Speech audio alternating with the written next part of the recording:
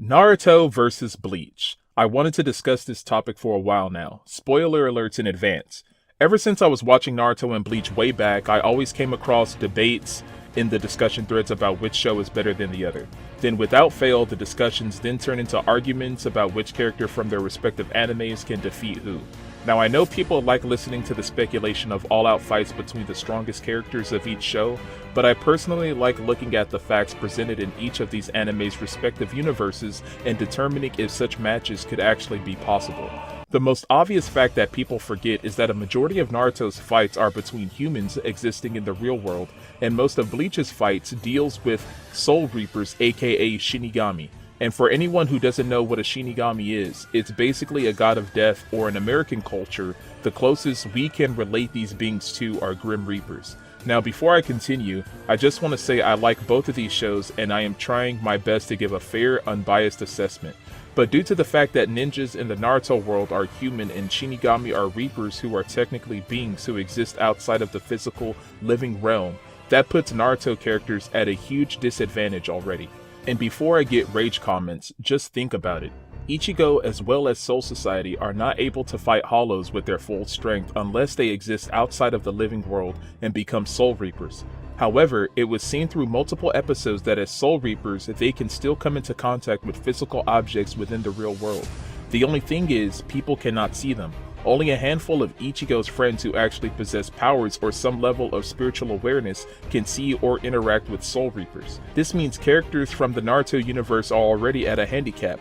A majority of ninja would not be able to use normal jutsu on the Soul Reapers. However, since the Soul Reapers can still affect physical material in the living world, it would seem they can still battle Naruto characters. Because of this already extreme disadvantage, I will exclude the Stern Ritters aka Quincy's out of this discussion as well as Hollows from Hueco Mundo.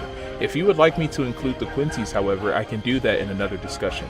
But since Naruto already has its hands full with the Soul Reapers from the Soul Society, I will only focus on that in this discussion. Are Naruto characters completely hopeless then against Bleach? Not necessarily. There are a handful of Naruto characters who can cross boundaries between life and death. Most notably, all of the Naruto characters who acquired the Sage of Six Paths power. These ninjas would include Naruto, Sasuke, Obito, and Madara and Kaguya. And Kaguya alone can also create portals to sift through different dimensions, so she is also a character capable of taking on Soul Society. I'm going to exclude unknown variables, however. Pain not only utilized the Six Paths power with his Rinnegan, but also used the hidden Seventh Path which controlled life and death.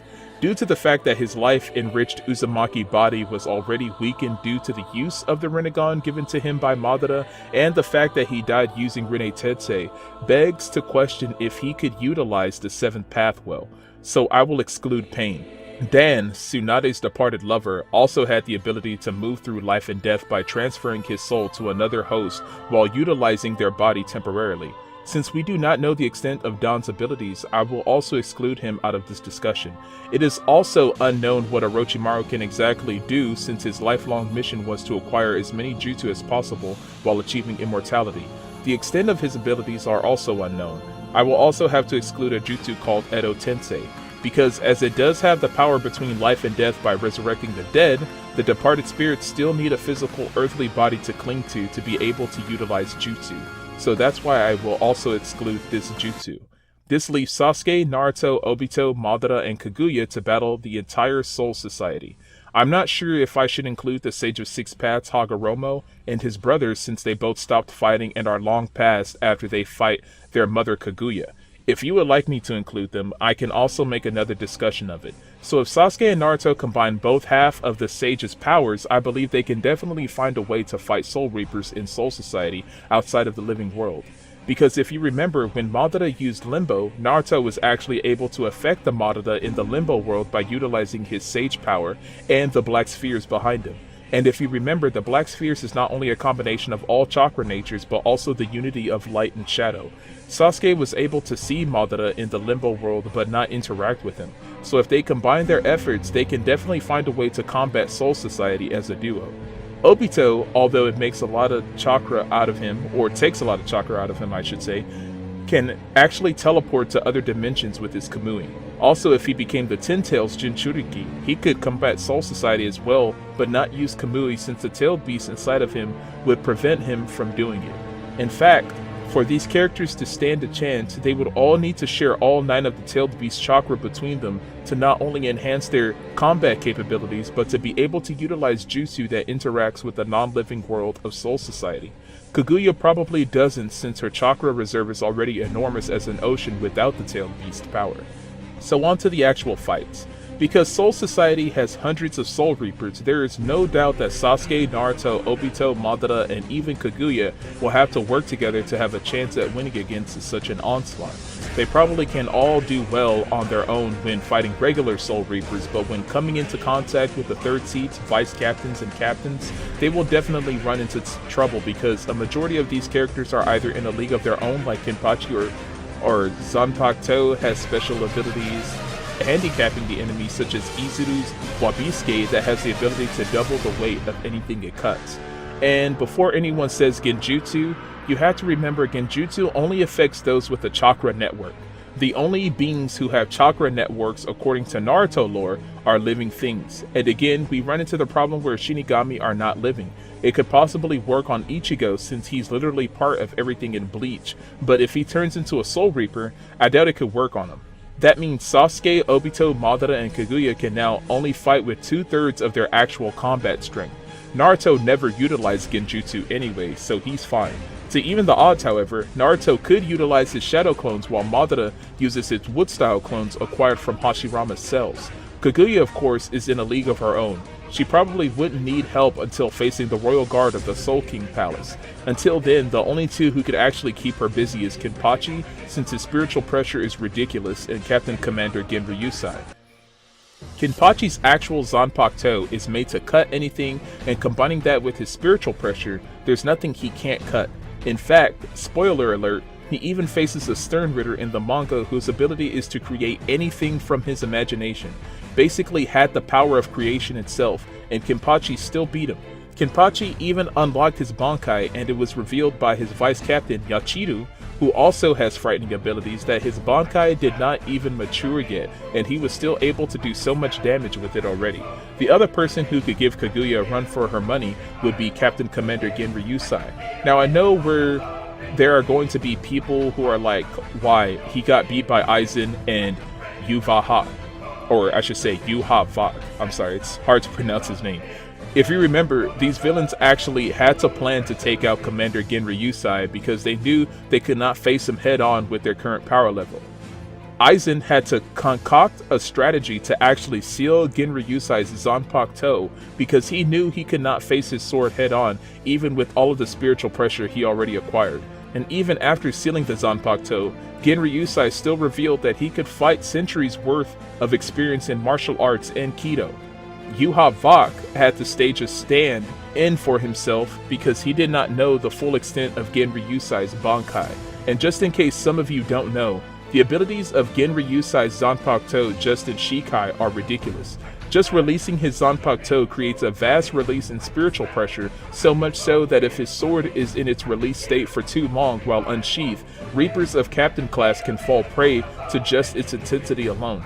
Also, one slash from his sword reduces anything to ash. He can also create a wall of fire around his opponent so he or she cannot escape, which he did with Aizen when he first showed up on the battlefield.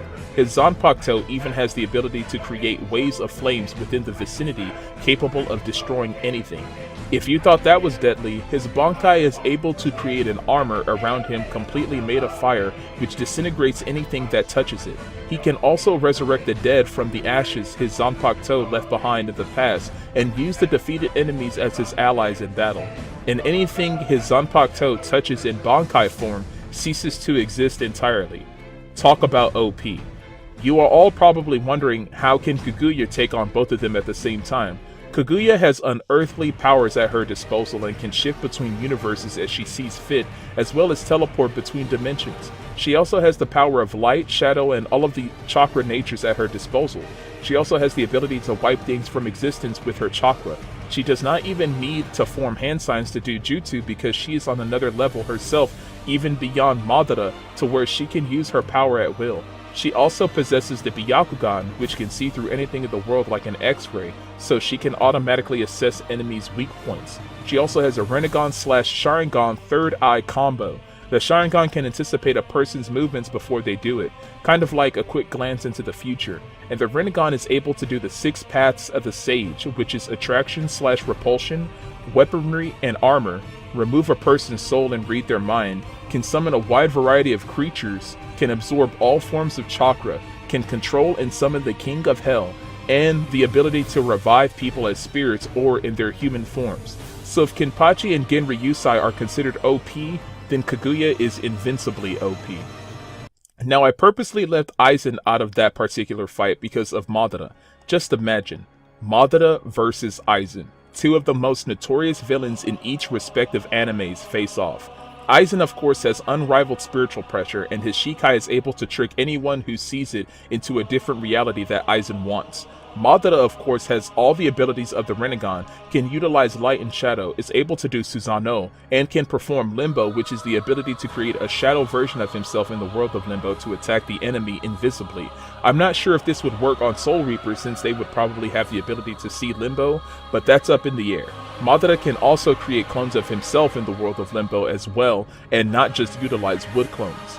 That would leave Obito, Sasuke, and Naruto to fight everyone else. Against captains that have pretty straightforward abilities, Naruto's shadow clones, with the assistance of Madara's wood or Limbo clones, can fight them. And remember, Obito is in his Sage of 6 Paths mode, sharing the Biju chakra with Kaguya, Madara, Sasuke, and Naruto. And before anyone interjects and say that can't happen, it was shown more than once during the 4th Great Ninja War that it is possible to still be a Sage with only a part of the Biju inside of you. They just need to make sure that each of them has a piece of each tailed beast's chakra inside of them. They would have trouble with specific captains though, where they can't just leave clones to do the fighting. The first captain I would have to mention would be Byakuya. His speed and skill alone with his Zanpakuto is enough of a challenge to deal with. With his Shikai, he is able to do Zenbon Sakura, which is literally small multiple blades his sword turns into, and when light is reflected upon them, they look like the petals of cherry blossoms. Before you know it, you're sliced to death by them. You also need to watch out for his flash step, as he moves so fast it looks like he's teleporting, but he's just covering ground fast. His Kido is also something not to trifle with, as he can do it without a moment's notice. If that wasn't enough, his Bankai is able to do Zenbon Sakura Kageyoshi with a mass of multiple blades, can cut you at high speeds, and it is even faster if he controls the blades with his hands. He can also create a cage made of swords around him and his opponent, and while fighting, any of the swords can cut his opponent without a moment's notice as well. He can also convert all of his spiritual pressure into one final sword attack with his Bankai, as he did against Ichigo. Naruto could probably take him on, but I think it would be more interesting if him and Sasuke had a showdown, because Sasuke is a sword wielder as well, whose Rinnegan has the ability to switch places with anything his eye can see within a limited distance. He's also fast without his Rinnegan ability. He can utilize Amaterasu if he can catch Byakuya off guard for even a second, and he can utilize Susanoo to block all of Byakuya's sword and Zenbon Sakura attacks as well as his Kido. Another captain would be Toshido Hitsugaya. When his Bankai is fully matured, he can utilize his ice powers as well as his ice dragon on a completely different level than he did before, as well as go through a weird growth spurt. Anything his blade touches is turned to ice and completely shatters. Naruto would have to use Tailed Beast Son Goku's power of magma, and Sasuke would constantly have to spam his Amaterasu and fire style jutsus just to keep Toshido's ice at bay long enough to land a decisive blow on him. The captain commander after Genryusai dies is none other than Genryusai's student, Shunsui Kiriyaku. What's dangerous about him is not his teleportation, immense spiritual pressure, his Kido, his swordsmanship, his Shikai which creates games for the opponent to get through, nor his Bankai. It's his trickiness. As you're talking to him, he appears to be a person that doesn't want to fight, but as soon as he catches you off guard, even by a millisecond, he strikes and it's too late for you to counter. If Obito had a little more time to control the Biju, perhaps he could have also used his Kamui. But with the Biju, Obito was extremely hard to fight because how he manipulated the orbs on his back and created it into weapons, and anything those orbs touched not only immobilized the opponent, but any damage caused by it could not be repaired even by a powerful jutsu as Edo Tensei. Obito could even transfer more of his Biju chakra to Naruto or Sasuke to lessen the chakra he carries within him, so he could utilize Kamui and then just absorb it back just as quickly if he needs more chakra. Since he would be the trickiest to battle, there's no doubt former Captain Urahara and perhaps Captain Mayuri would strategize behind the scenes ways of taking him down, as well as Madara, Kaguya, Naruto, and Sasuke afterwards. Other notable captains they would have to watch out for is Suifang, since if she attacks the same spot twice with her Shikai, the opponent is instantly dead. Former Captain Yoruichi, who has an unrivaled form and acts like a feline who attacks relentlessly, as well as her flash step making her even faster than she already is. Yumichika's Shinkai ability is able to ensnare the opponent in a form that looks like vines and use their energy to make the vines grow stronger and bloom with flowers. The energy gathered from the opponent is then used against the opponent to knock them out or kill them. I'm not sure if it was energy or Ryatsu. I think it was energy, but I could be mistaken. It could just be Ryatsu. In that case, then maybe his Shikai wouldn't be as dangerous. Finally, Ichigo versus Naruto. Since Ichigo has the powers of a Soul Reaper, Hollow, and Quincy, Ichigo's potential is near limitless. Naruto has 3 reserves of chakra he can utilize. His own, which is already enormous, Kurama's chakra, which is the strongest and most of all tailed beasts, and nature energy he can draw from nature to increase his own chakra and strength to go to Sage Mode. Both of them have near limitless power and durability. Who will win out of these two? Your guess is as good as mine. I probably have to make a separate video just for those two. So who would win in a fight, Naruto or Bleach? It literally depends on how everyone utilizes their resources, powers, and allies. So in theory, I would say no show is better than the other in terms of fighting and power levels. Both add their own elements to mainstream anime media. Although I will say Naruto has deep inspirational fights and Bleach has suspenseful epic fights. I like them both for it. If you think there's anything I missed or you would like for me to comment or make another video on something you would like, just let me know below. Please feel free to drop a like, share with your friends, and subscribe to my channel. Even if you didn't like it, feel free to drop a dislike. No press is bad press, right? This was T1AO, the one and only. Peace out.